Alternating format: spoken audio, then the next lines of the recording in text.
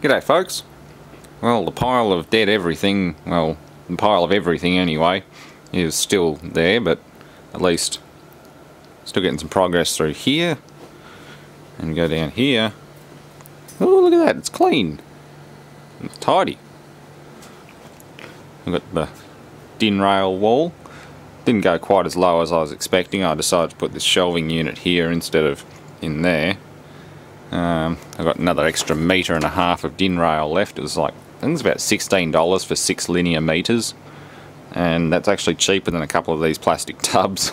And it's a much better way of storing all your equipment. You can see what you've got, you can see the ratings and everything. It's easy enough to pick one off the wall. Yeah, really good. So I got pneumatics, hydraulics, all that sort of stuff in there. Refrigeration, that still needs to be sorted and inventorized when I get some more plastic bins. The bench here is clear, well, mostly.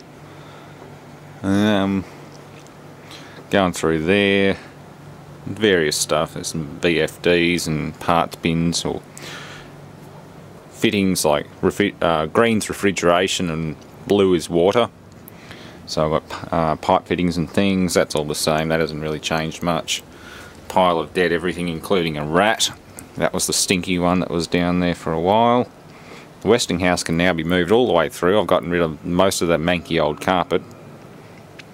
The only carpet that's left in here is under that bench there, so it won't be long before I can get all that out and peel most of it up. And that'll be the end of the carpet. But all that's in there, that's good. That is a kick-ass metal halide exposure lamp. That's a proper UV lamp for exposing lithographic plates, I think. That's who makes it. That's the power supply.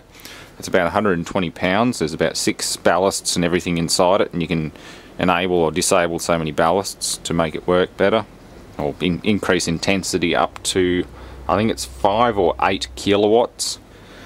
It's pretty nasty. You don't want to expose yourself to it, I can tell you that much. Yeah, Westinghouse is there. That's all looking pretty good. This is going to be hydraulics, miscellaneous like turbo, DC motors, that sort of thing. Audio visual and computer stuff. That still needs to be sorted. That's half sorted, like there's a Bosch injection pump from a direct petrol injection Mercedes. What did that say? Yeah, 1968 W108 250 SE. That's what that's off. These pumps are getting rare, so it's worth hanging on to. A couple of old alarm bells or gongs. Yeah, pretty good stuff. And the old steel chainsaws. That's about it. That's pretty much what we're up to. I've gone through most of this area. I'm still not 100% satisfied with the thinning out. There are a few things which I can pretty much get rid of, but a lot of this stuff has to stay because it's crucial to upcoming projects and just universal spare parts that do get used fairly often, but stuff that's never been used since I stashed it years ago, that's pretty much going. Unless it's of any significant value or it's almost new or something like that. If it's really old and rusty or it's been dirt or moisture damage since it's been in here, it's gone. So yeah, time to clean this up and put some amplifiers and other electronics up here, and that'll do it. Down there still needs secondary sorting. There's some conduit and other stuff. There's a whole roll of Armaflex, or whatever you want to call it, Anaconda Flex. Yeah, that's Anaconda. That's for you run your 3-phase power cable or whatever phase power cable you want through it, and it's actually a flexible metal armor, like that stuff. Proper Anaconda. So that stuff is well worth hanging on to. The rest of it, well, there's some old refrigerant line, quarter refrigerant line, multi-core control cable, Ethernet cable. Yeah, all useful, but needs another place to live. Probably pegs down there. I'll put a pegboard in there and just hang the cables in that little corner. That'll work quite well, because I can't really see that corner being used for anything else other than collecting junk that never gets seen. I want to avoid having to park stuff in here. If there's room to just leave something and park it there, it's just going to make things difficult to get to. So as long as I keep the floor space clean, it'll be clear enough to get to, and I shouldn't have any major issues with not being bothered trying to pull something out because there's everything in the way. And down here still needs to be dragged out. That's going to get a good run soon. JAP, large stationary engine, 1947 I think that one was made.